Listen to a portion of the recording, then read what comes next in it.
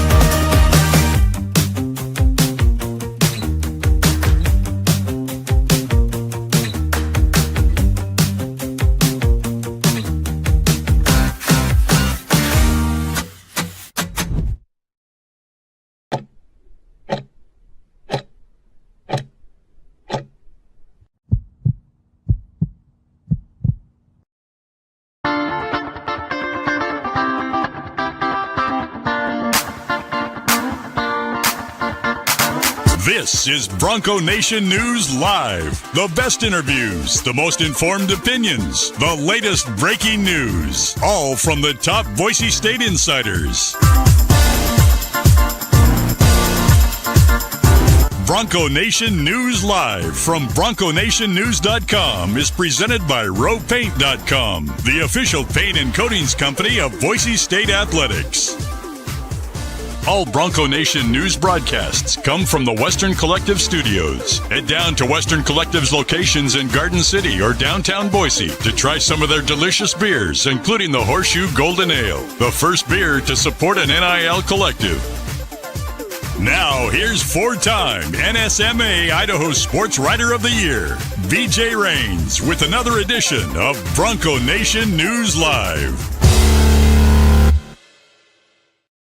Hey, how we doing, Bronco Nation? Happy Tuesday to you here at Bronco Nation News Live, BroncoNationNews.com. My name is BJ Rains with Bronco Nation News. We got Jay Tust, sports director at KTVB, NBC affiliate here in Boise with you, talking Boise State. Basketball mostly today. Football's kind of on spring break, Jay. Kind of a weird week now with the Crown. I was talking to my wife. We got no baseball stuff this week. It'd be the perfect week to be, out of town somewhere, but we were expecting to be working and busy this week. And with this Crown tournament, there are some nice things about it where you get to kind of reset, and it's not for 2 weeks, but that's right back in busy season for a lot of us. But with spring football going on again and everything else, but it is what it is. That's the bracket we're going to talk about today and the path for Boise State and a lot of look ahead to transfer portal and what might happen there and some other stuff. But we were hoping to be getting ready to cover a game tonight, Jay. Yeah, it's a bummer, man. I was actually taking out the trash this morning, and it was a nice day, and grateful that I got to cover the last three in a row. Over these last few years, it used to be kind of a surprising, cool trip to go to the NCAA tournament or to cover the NCAA tournament, and it feels a little disappointing to not be there. And unfortunate, but it shows how expectations have changed, and hopefully the Broncos can find a way to piece the puzzle together and maybe get back there next year. Yeah, I was seeing the stuff. It was a quick turnaround. San Diego State already, practicing yesterday in the afternoon. And I was seeing I saw the interview room, and I just saw the court. I saw some of we know that little tunnel there in the UD arena way too well. And so it was seeing that was, kind of part of me was like, yeah, it's nice to be watching a movie with my family tonight. And part of me was like, oh, it would have been fun to be in Dayton, Ohio. No doubt about it. It was it's a weird feeling. And this Crown tournament is kind of weird. And we'll maybe get, I want to stick on the bubble talk for a minute, but I actually kind of like how it takes a 2-week break here, whatever, because a lot of these teams like tonight playing in the NIT and stuff, maybe you have that sting of being left out of the tournament still, and you're kind of ticked off and you don't, it's just, So the mindset's not the same. I mean, Boise State sent their players home for spring break. They're getting a total reset, a total chance to get away for a few days and take a break, and then they can kind of regroup and go, you know what, let's go one more run at this. It's some cash and at a cool little week in Vegas together in a tournament. And so I think the mindset of some of these teams got forced to do it because of their conference affiliation and probably want no part of this crown tournament. But for a Boise State team, I think they're going to be fired up and motivated to finish this thing strong. And I think the break probably really helps a team like them. Yeah, I do. And man, there are some really nice matchups in the crown. And I think, I don't know if I should go as far as to say this, but I almost think that the 69th best team in college basketball this year might come out of the crown, as opposed to the NIT. At the very least, the NIT's got to look at this thing and say, wow, the crown means business, because they stole some serious talent, I would say, from their field in year one. And usually, you go back to, and what was it? We were talking about this earlier, the Vegas 8, or what was it called? The Vegas 16? It was originally supposed to be the Vegas 16, and then they could only get 8 teams, so they had to change the name. and that was kind of like one where you're like, oh, maybe this could be a fun alternative tournament or whatever. And it never really panned out. Vegas 16 was too far ahead of its time, because the idea is actually it's the exact same thing. The whole tournament in Vegas, get some teams down there, but now it's actually with the NIL and stuff. The tournament was just a little too early. Mm-hmm. Yeah, they're on to. I mean, yeah. So if you can't go to the NCAA tournament, this might be the best consolation prize available. And I mean, not Nebraska, Villanova, Tulane, Colorado, Oregon State, UCF, Cincinnati, Utah, Georgetown, my alma mater, Washington State. No big deal. But no, those are all pretty good named programs that bypass on a chance to go to the NIT in favor of going to the crown. And I understand it. Like, we'll throw the bracket up here. I understand it. Like, Colorado was 3-17 in the Big 12 this year. Like, some of these teams didn't exactly have amazing years, but you just look at the names that are in this bracket, Jay, and it's much more appealing to me to watch, some of these games than a Arkansas State and a St. Louis in the NIT, or a South Alabama, or some of these other. I know they were the one that got left out, I guess, for the CBI or whatever, which that was a terrible thing, and I feel bad for them. But no, you look at the NIT, San Jose State, and you look at some of the names in that tournament. 29 of the 32 are mid majors in the NIT. I would much rather have Boise State play a average Utah or Butler team than some mid-major that nobody knows about that may have had a better record this year. So I understand it. I get, that part of it where it's a lot of these teams were lower level Power 5 teams, but in the end, it doesn't really matter. And if you win the tournament, it doesn't really matter, I guess, who you played, but I think it'd be cool for fans to have Boise State play a Butler or a Utah in the next game over some, like I said, some school you've never heard of, or a UC Irvine or some other no-name school, and then they get a chance to play a Nebraska or Arizona State or a Georgetown or a Washington State. No matter who they play in that, if they were to make the Final Four, any one of those teams is a named team, a Georgetown or a Nebraska and Arizona State. And then the other side of the bracket, I think, is actually loaded, but you got a Villanova, you got USC. I mean, Chibuzo Abo in the championship game against Boise State. What would that be like? UCF, Cincinnati. I mean, I think the concept's pretty cool. I do think, Jay, for the first year, a lot of these teams didn't know anything about it. A lot of these fan bases know nothing about it. So I think they were fighting kind of an uphill battle the first year just to kind of have this first one and show people what it is and how cool it is and what it's going to be like. And it's still, maybe they didn't get the Ohio States, the Indianas, the West Virginias, some of these teams that barely missed the tournament. I understand that, but to still get mostly power teams and mostly named teams, I think people are going to realize that this thing does have some potential here moving forward.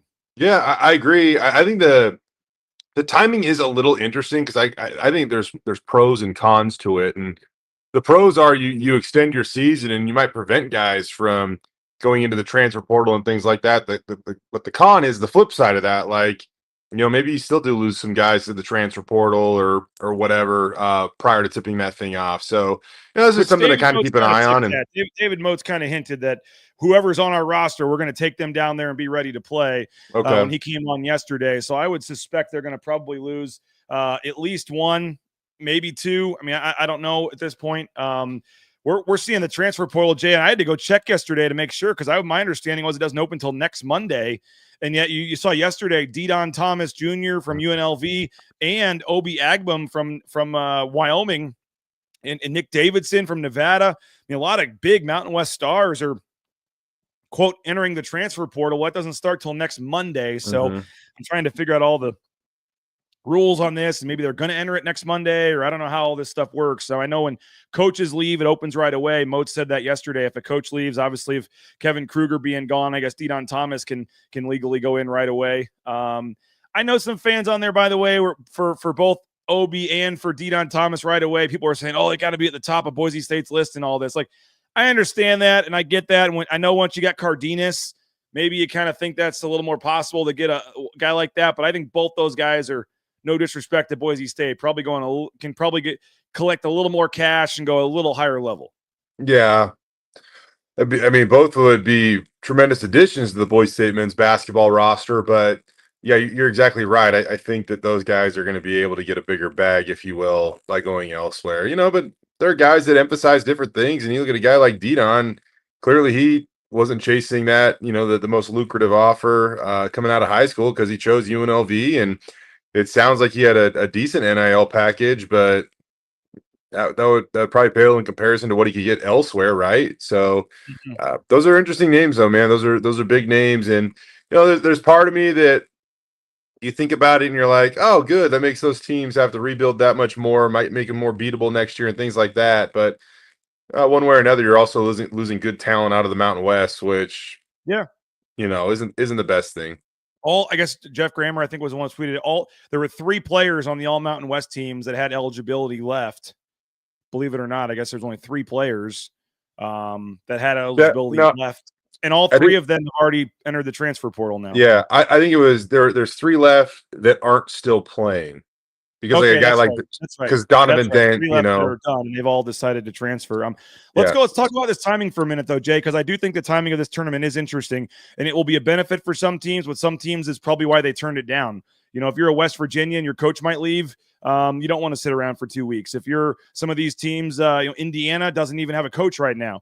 They don't want to wait around 2 weeks to play in this tournament. A lot of players, we've seen it, Jay, after the Mountain West tournament or whatever, when they lose and you see some of the players and coaches back at the airport, not at all this time. I'm talking first round loss where it's obvious you're not going to the tournament probably. And it's like, okay, do we want to even play in the postseason? And there's just a vibe where you can just tell they're ready to just be done and move on and start. That's what happened in Nevada. Nevada could have been in the crown. Nevada could have been in the NIT. And originally a couple of weeks ago, their AD said, yes, we've put in for both of those. We want to keep playing. And then Steve Alford, I guess, found out about Nick Davidson and just had enough of this roster and said, nope, we're turning down everything now. We're done. And so I do think that it is interesting timing that there is this 2-week break, and that is going to keep some teams. I don't know in the future if they look at this and say, maybe we just wait the 1 week and do it between the, first and second round and the Sweet 16 round. But I do think part of the appeal for the TV and all that is the fact that they're sandwiching this in right when there's a break and not a lot of teams still playing, and you're going to have your championship game on the Sunday before the Monday national championship, and on the actual day of the Final Four you get the crown 2 Final Four games leading into the actual Final Four. Like the TV part of this is actually pretty brilliant, and there's games every night that week when you're waiting, and by this point you're going to have 4 teams left in the NCAA tournament. I don't know the NIT schedule, but probably 4 to 8 teams left in the NIT. And then these 16 teams, you're only going to have 20, 25 teams still playing college basketball at this point when this tournament kicks off. And so I do think for some of the bigger power schools, the break might be a problem. And you have a lot of guys that are probably going to transfer. And I think some of these rosters could have, 6, 7, 8 guys going down to Vegas to try to play in this. I'm very curious how that's going to all look like. If you're on an Oregon State or a Utah just hired a new coach. I know, but he's not coaching in this tournament. I don't know. But I do wonder from that standpoint, but I think for this year, at least, it's a unique spot for Boise State where I think this is actually a perfect scenario for them. They get a break, reset, and then you get guys like Tyson and Alan Omar that can take one more crack at playing together with their group. And sure, whether you lose a guy or two, I think right now, Jay, if they lost a guy, it would be a guy or two that's not playing much. Not to say that they're not going to lose a key player at some point. None of us expected Chibuzo Abo to leave, right? I mean, you can't say never about anybody, but I would personally be surprised if any of the rotation type guys left before this tournament. I could be wrong. Not to say they're not going to lose a guy or two, though, but I mean, that is a factor in all this. But I think in this case, this year, the break actually probably comes at a perfect time for this team. Yeah, I think that I mean, the one nice thing is there's an incentive for these guys to continue to play. Like there's a monetary reward that they can all chase here, and that's nice to hold it together. I will say this, like 300K is nice. It definitely feels like this is if this is a success, maybe they could bump that purse up a little bit. And all of a sudden now, if you're getting, what is it? It's 50K if you make it to the semifinals, 100K if you make it to the finals, and 300,000 if you win it.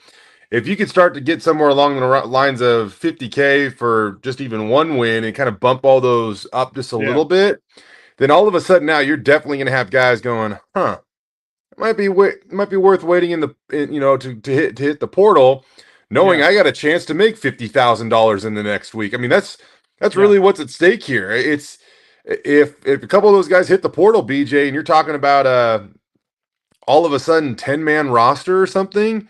Well, for the guys that stay too, it's like, you know what, if you're going to go, because that's more money we can divide amongst ourselves. I mean, that's what I mean. So if all of a sudden now you're splitting 300K 10 ways, if Boise State goes and wins this thing, every player is walking away with 30K for a week's worth of basketball.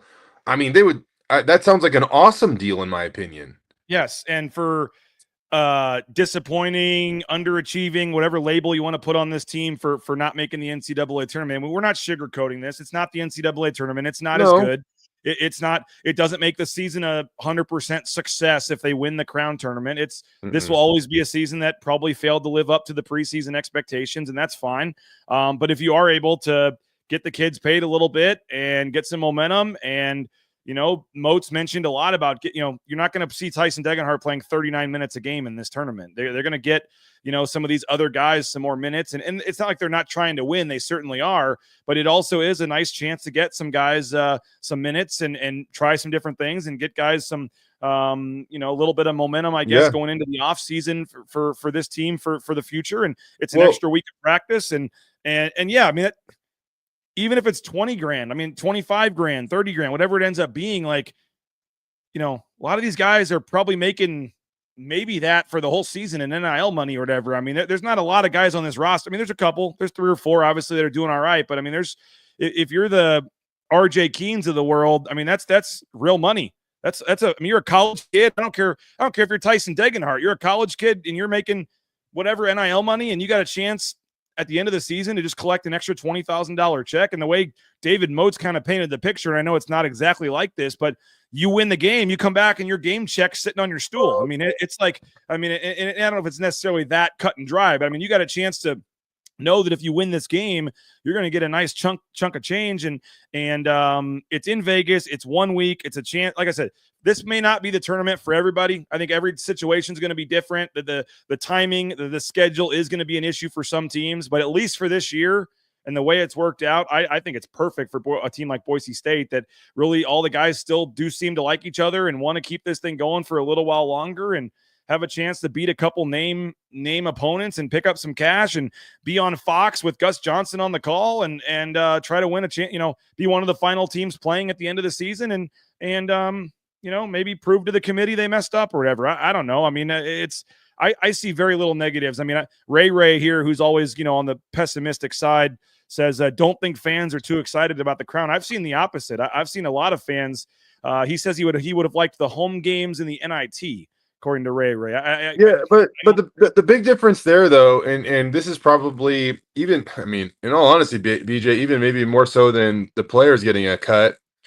The NIT, to host an NIT game, you're putting your neck out there because you're having to fund $35,000, $45,000, $50,000, whatever it is, to host NIT games. And all of a sudden, not necessarily paying the NIT. That's and I know the arena costs and things like that, right? Yeah, and so that costs quite a bit of money, man. And now all of a sudden, you talk about fans, the letdown from fans. Well, that might be the case, but the Crown not only is paying players, but they also cover a good portion of like your travel costs and things like that. So it really is like I feel like a no-brainer situation to go play in this thing versus the NIT, where you want to talk about fan letdown. So all of a sudden now you fork out a bunch of cash to host an NIT game, and if 2,000 people buy tickets and that's it, you're going to lose money on that thing, and your players aren't getting compensated. So the NIT is going to have to take a serious look at this thing moving forward and figure things out.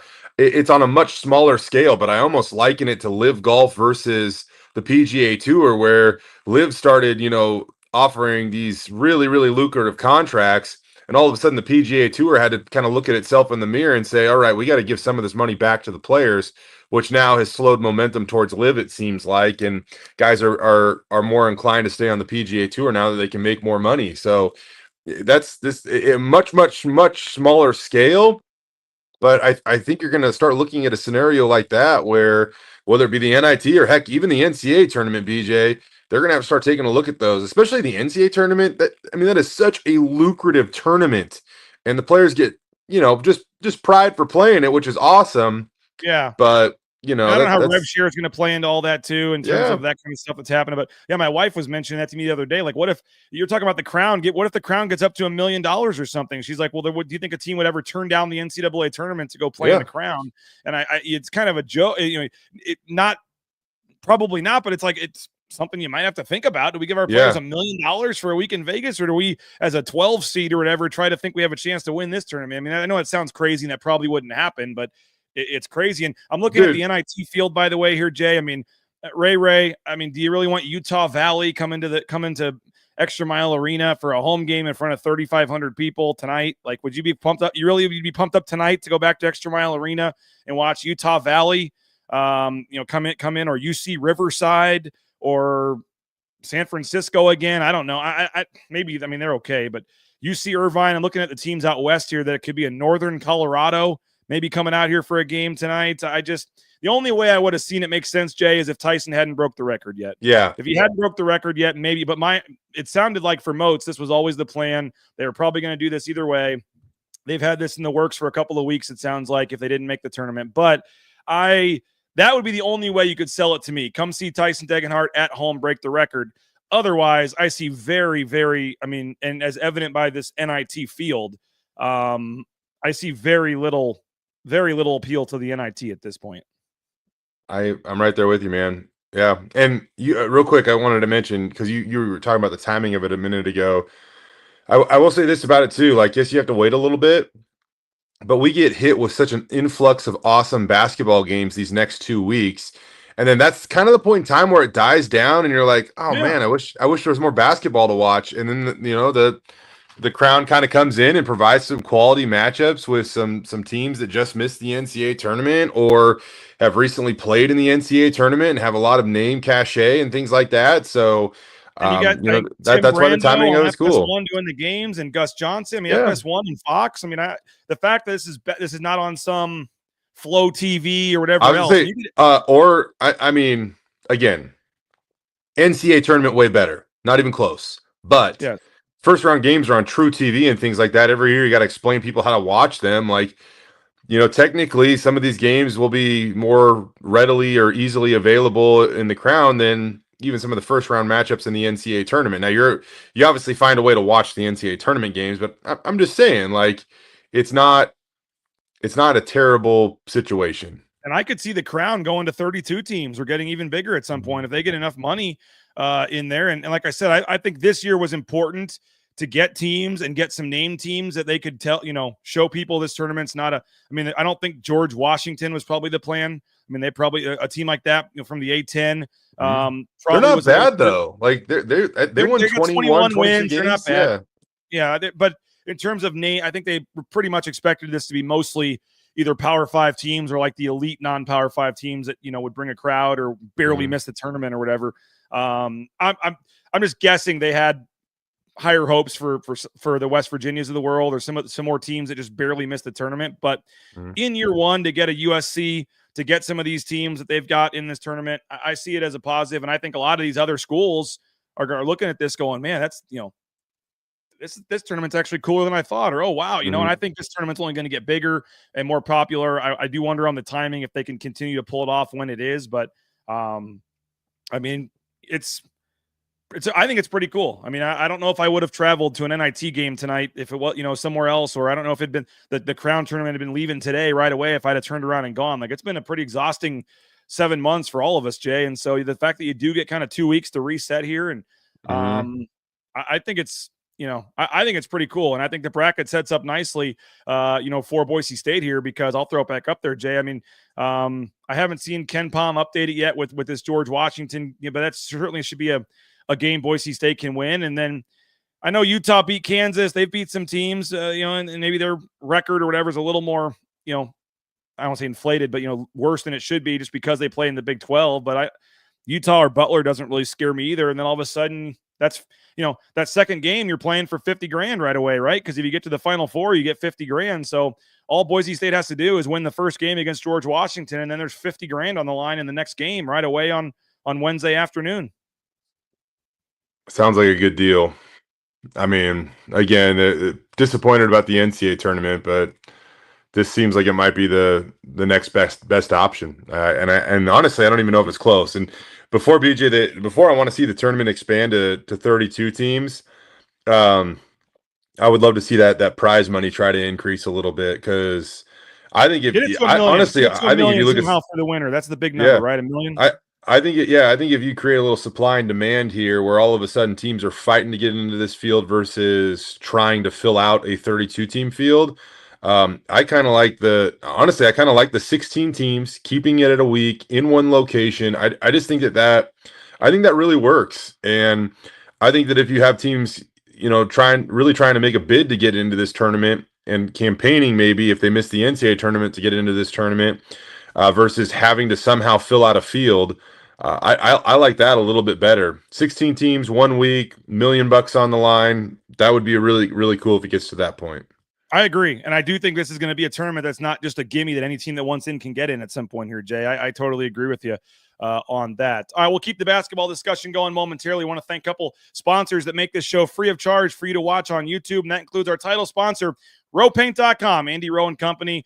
All your painting needs, whether it's the concrete coatings, interior, exterior painting, hit up our title sponsor and the official paint and coatings company of Boise State Athletics for all your painting needs at rowpaint.com. This is a Taco Bell Tuesday here. TacoBellWorks.com is the website for SON Management Group, the Nicolason family, locally owned Taco Bell locations. They're hiring. You can get more information on their website about applying for a job, or just go into one of their locations here in the Treasure Valley. They got the paperwork right there on the table when you walk in to apply for a job.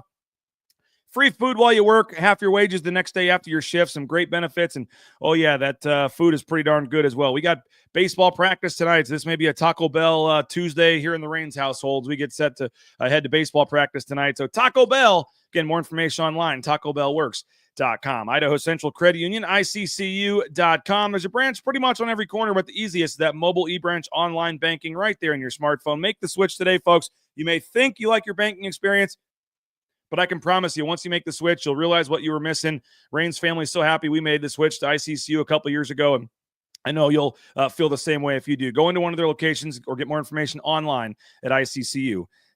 Hey, 99 cents is the coffee, and I'm told now they are discontinuing, Jay, the $2 hot dog and fountain drink deal for the postseason. So they're going to bring that back next year probably, but they're not doing this for the postseason. But Jackson's does have the 99 cent coffee, 99 cent coffee anytime, day or night at Jackson's using your Let's Go Rewards app. So 99 cent coffee at Jackson's, day or night, using that Let's Go Rewards app. And unfortunately, no, the $2 hot dog and fountain drink deal will not be in effect for the postseason. But head to Jackson's for snacks, obviously for gas. You need that cold drink. They got you covered at Jackson's. Snake River Pool and Spa, patio and game. They've got you covered as well. If you're looking for a hot tub, looking for a sauna for the garage, maybe a pool table for the game room, they got you covered. Locations in Twin Falls, Boise, Meridian, Nampa. Been around since 1978. They're part of the Boise State home team. You can get more information online at thespateam.com. Hey, the Blue and Orange store, they got you covered as well. Shirts, sweatshirts, jerseys, bumper stickers, car flags, you name it. The Blue and Orange store,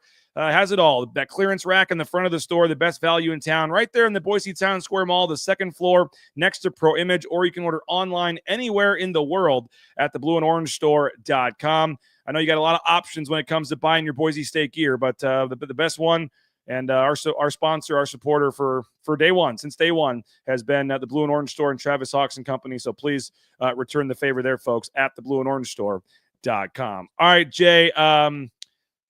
It's kind of been talked out, but I just was sitting there last night and I put a tweet out about it because I just still feel, I just hope I know these athletic directors, presidents, I know corporate America, politics, whatever. There's just guys that get away with stuff, and it is what it is. If you got money and you got whatever, you can get away with stuff. But it just, even 30 hours later last night at midnight or whatever, when I'm sitting there, I was just like, man, I'm still ticked off about this. And not even for Boise State. They were the fourth team. They were the fourth team out. All right. It was not North Carolina or Boise State. If you want to argue that and say Boise State should have got in over UNC, like, you can argue that. The numbers might say it, whatever. But when you literally have a team like West Virginia that was on all 111 of the bracket matrix brackets, I mean, they're the one team for sure, but there were others that you could have looked at, whether it was in Indiana or some of these teams that also got left out of this tournament. I think Texas, it is what it is. You could argue they shouldn't be in, but whatever. But North Carolina is the one. And then when you just throw in the committee chair, Jay, getting $100,000 as a bonus on his contract for them getting in, it just seems like 100% conflict of interest. It seems like something has to be done. I know you have, legal action being taken by the state of West Virginia. I don't know if that's going to matter at all, but what I hope comes from this is you got to do something to the committee. And I know people will always have biases. They at one time coached at a school, at one time worked at a school. I know Seth Davis says, is politicking for the NCAA right now and saying you'll always have this bias no matter what, and stop talking about changing the committee. But for a sitting athletic director to get $100,000 bonus when his team makes the tournament, it's just wrong to me. And when there's such a clear, obvious team that literally the 111 top bracketologists in America all had in the field, it was the first time ever a team that everybody had in the field didn't make the field. It's just an injustice, and it's flat out wrong. And I hope there is some sort of change from this. I hope Bubba Cunningham gets everything coming his way, because the criticism, and I feel terrible for West Virginia, for these other teams that should have got in. Like I said, this is not a Boise State thing. I'm not whining because Boise State got left out. That has zero to do with it. I just don't think in any form of whatever, North Carolina should have been in this tournament. And I'm hoping like heck, and I'm worried like heck, because I think UNC is probably going to win, but I'm really pulling for San Diego State tonight to lay it to them, because if UNC, you know how it is, every year one of these teams that never deserves to get in wins like 2 or 3 or 4 games and tries to justify that they should have been in. And I really don't want Bubba Cunningham's going to be at the game tonight watching his team play in the NCAA tournament. And you can say what you want about he wasn't in the room and all this. I mean, they're eating meals together. They're talking together. All these guys are hanging out. I mean, there's a wink, as he walks out the door, whatever. I don't care at all that he wasn't part of the conversation. You cannot convince me that him not being in the room still, or him being on the committee you cannot convince me that there was nothing going on with all that. So with all that said, tonight's game, the tournament gets going, San Diego State, UNC, and I really, really, really, I can't tell you the last time I've wanted San Diego State to win a game more than this game tonight. No, I'm right there with you, and I think that America sees through this. It feels corrupt. It feels like there's something wrong. UNC is a legendary basketball program. I get it. I'm with you on the fact that this is not. Honestly, it's not necessarily a Boise State thing anymore. Am I bummed they didn't get in because I want to be covering the NCAA tournament? Yeah, totally. But West Virginia is the team that got the shaft in this thing, no doubt about it. To the point where, like, BJ, I wasn't even sure that West Virginia was going to go to the first 4. Like, I kind of thought that they were in the field, and even like tweeting about a school like Oklahoma and things like that. Like, I thought maybe West Virginia might get that line, and then all of a sudden West Virginia is not even in the field, and that was just that was pretty surprising, and I think that was pretty unfair. And I'm flying back from Las Vegas, and I got this guy sitting behind me on the plane saying that, no, every year some surprise happens. Like, every year there's always like a surprise team that gets in. And I felt like he was kind of implying like maybe that's Boise State. Turns out it was North Carolina. It was. What's that? I 100% thought it was going to be Boise State. I was. Wait, that was you behind me? I kept telling everybody in the airport. I kept telling everybody, I I just Hold got a on. weird You feeling. were sitting I think behind me on the somehow, way some home? way- Huh? You were sitting behind me on the way home? That was you? Not right behind you. Okay, that was you. Okay, I didn't know that. Um, I'm joking or half joking, but you were right and wrong. You were 100% right and 100% wrong. Both can be true. And there was a surprising team, but lo and behold, it's another ACC team that somebody posted. I can't remember who it was, but somebody posted the other day, yesterday. It's because it's very odd how what seems like an undeserving ACC team continues to sneak into the first four. Last year it was Virginia. One of the years before that it was Pitt. Like there's this reoccurring trend that an ACC team that doesn't really feel like they're deserving of a bid somehow continues to sneak into the first four. Yeah, every year, right? There's Syracuse one year. There was Virginia last year. There, Yeah. like Pitt was in there somewhere along the way. Like it's very odd how that is a reoccurring trend. And I know those guys on the NCAA selection committee, man. Those people watch a lot of basketball. They devote a lot of their time to it. It's funny because I would say that there's no real monetary reward for them unless you're Bubba Cunningham, who serves on the board and then gets a 100K bonus because you get North Carolina into the field. And it's just, I continue to just find it so comical because, again, they say that you leave the room. I'm sorry, you can't not influence or be a part of just 67 of the 68 decisions. I mean, like you're gonna be a part of that one way or the other. You're gonna influence it one way or the other. And even on like on the NCAA selection show when they were asked about, why North Carolina getting into the field, they didn't really address it. And then they said something I've about yet to hear anybody on the committee say yeah. what they did to prove it. Yep. And then I heard they said Indiana didn't take advantage of their quad one opportunities. This is why Indiana didn't get in when they had like 4 quad one wins. They did. And North Carolina only had 1. Yeah. So they sidestepped all that. They talked about things that happened on Saturday. They talked about how, had UAB upset Memphis, that would have, like, their reasoning, oh, well, that would have knocked them out of the field. It's UAB's fault. Yeah, that's whose fault it is. It's UAB's fault that North Carolina's in the field. No. And then after they did that, try to do that. Yeah. Yeah. And then after that stupid explanation, the people on the NCAA tournament selection show go, good answer. What? It was a terrible answer. We didn't get any explanation.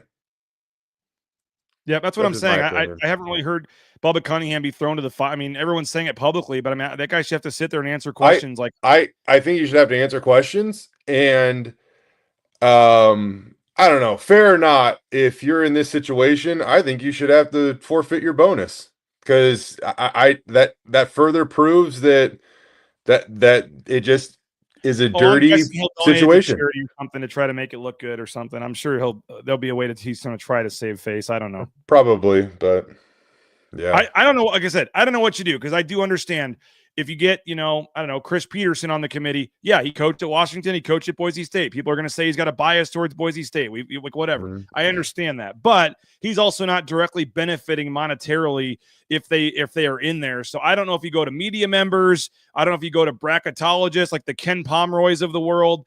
You get Ken Pom and Bart Torvik and Evan Maya and all these stat nerds on there and let them do it. I don't know how you do it, but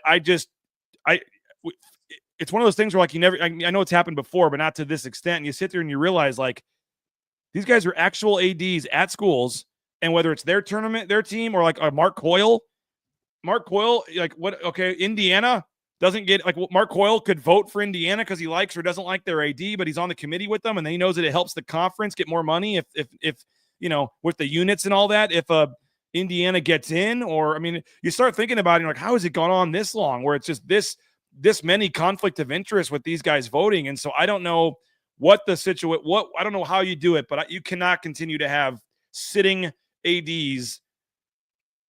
Maybe you go back to all the conference commissioners like you do for the whatever the thing is. Maybe it's just every conference commissioner. You get 10 commissioners. I mean, I know you have 31 in basketball, so it's tough. I don't know how you do it, but maybe you rotate. But if you just get, maybe the conference commissioners is a little more fair. And I know Tom Worcestersill from the Big Skies on there. They have a couple conference commissioners, but I don't think you can have sitting ADs anymore or presidents or whatever on this committee. And it just, this is a terrible it's a terrible look for the NCAA. It's an even worse look for Bubba Cunningham. I just you can't tell me the other guy. You will never convince me that him being on that committee, even if he got up and walked out of the room, you can't convince me there still wasn't some impact of UNC getting in because of him being there. You can't. I agree. And I actually kind of tweeted that question. Foolish if you try to argue otherwise. I kind of tweeted that. I was sitting there, and yesterday I was kind of thinking about it too, BJ, and I kind of thought, like, my question is, if Bubba Cunningham was not the chairman, does UNC get into that tournament? And I just think the answer is no. I don't think it happens. I saw people saying the only reason, like before the selection, like earlier in the day on Sunday, I heard people saying the only reason UNC, like we were even talking about them, was because their name was UNC. They said if they were Drake or if they were some other team, they would have been so far down the list that nobody would have ever said a word about them. And they were saying just because it's UNC, we're even maybe thinking about them, but they still should be nowhere near the field. And then and when they're the first one, because I'm sitting there watching it, which was weird too, watching it with my family, because usually we're at the selection watch party and all that, you know, and my wife's trying to see if I'm about to be leaving town again or whatever. And when the 6th seed popped up, I'm like, okay, 11, this could be it right here. You know, we'll see. And then you see UNC San Diego State pop up, and right away it was like, all right, don't need to watch the rest of the show. I mean, nope, it's over. If UNC got in, Boise State ain't getting in. We you know, that part's pretty obvious. But I don't know. Do you give what do you think of tonight's game though? Magoon Guath, people are asking. He is back, but he hasn't played in 3 weeks. I'll be completely honest, watching him just 5 days ago warm up for the Boise State game, he did not look like he was moving great.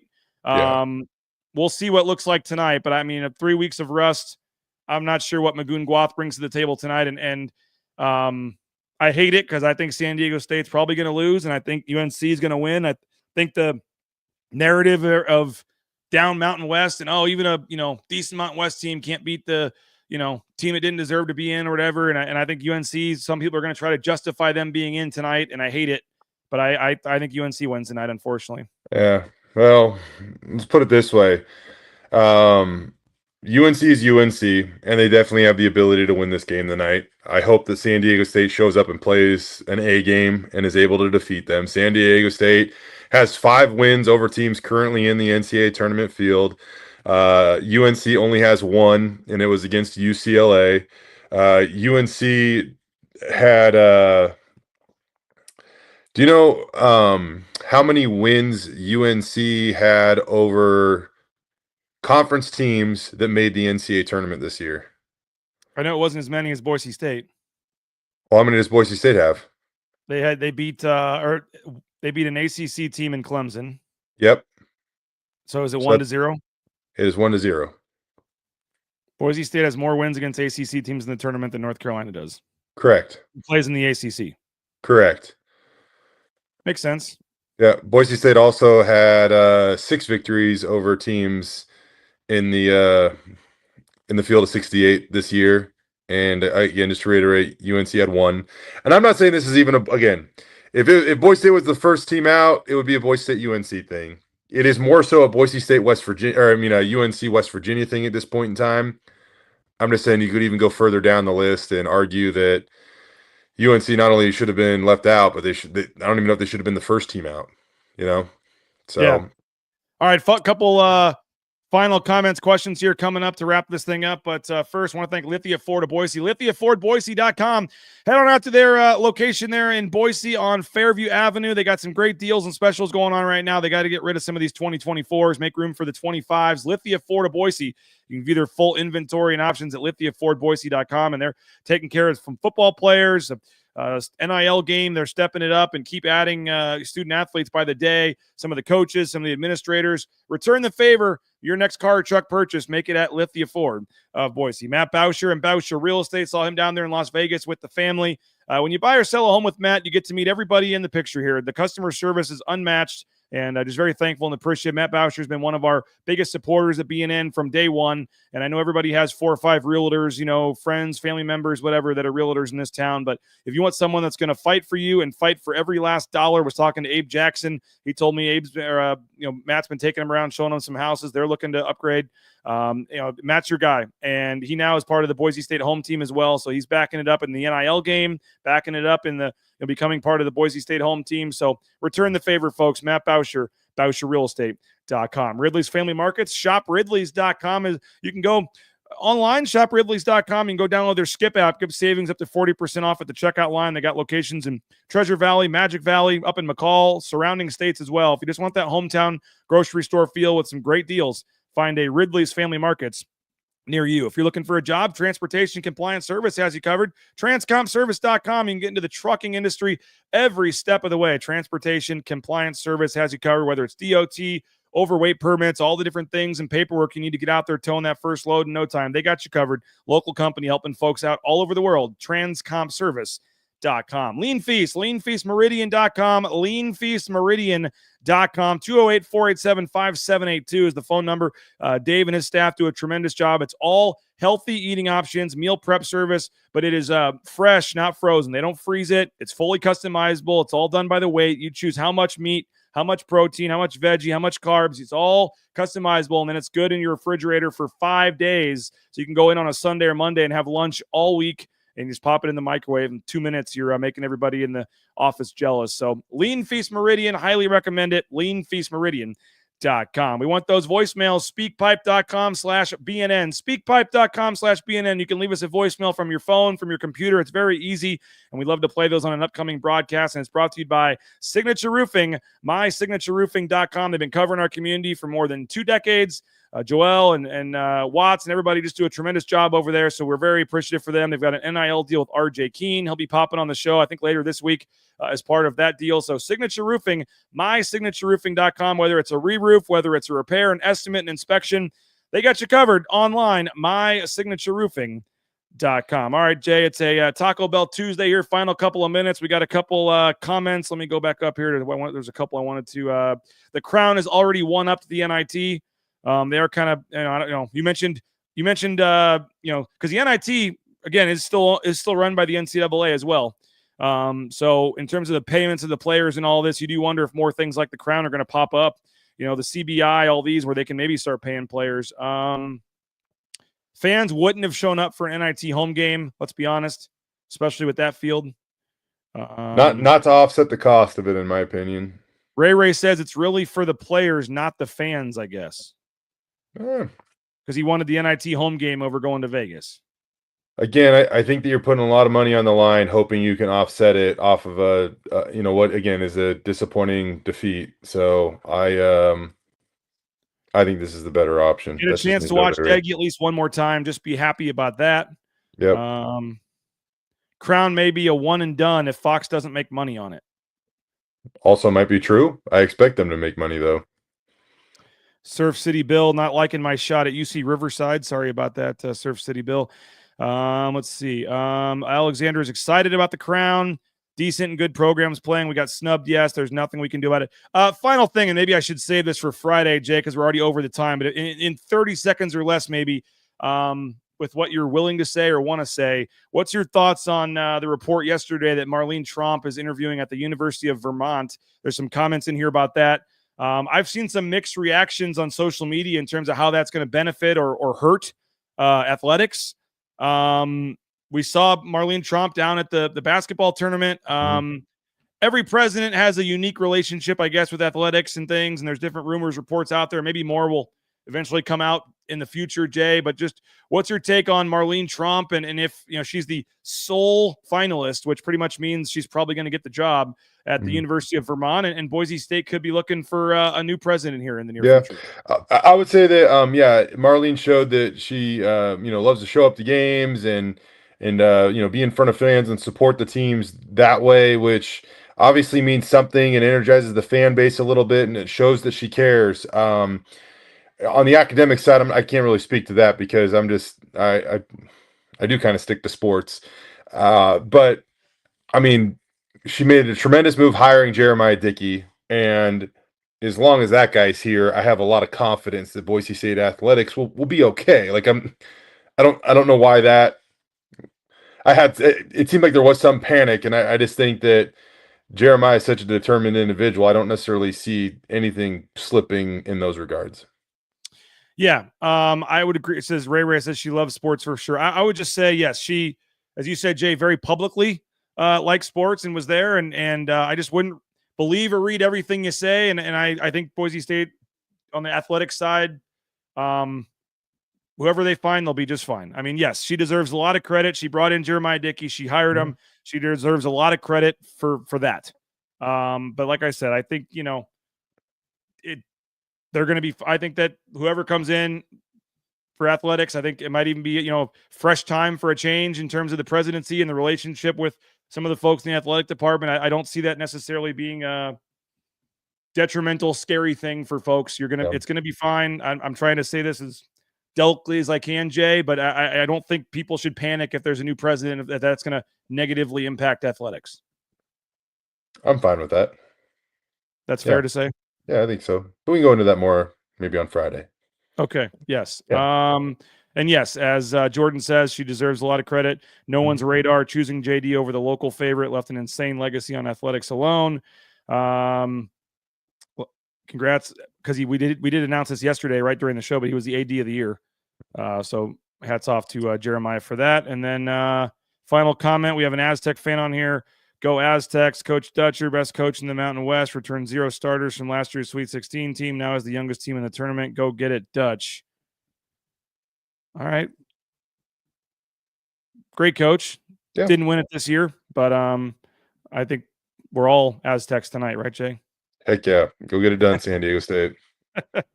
Jay, thanks for popping on. Appreciate it, man. Hope you get a little time with the fam this week, and we'll talk on Friday and kind of see what's developed the last couple of days in terms of the tournament and who's still alive, who's out, and I'll get to watch John Calipari and Bill Self on Thursday night.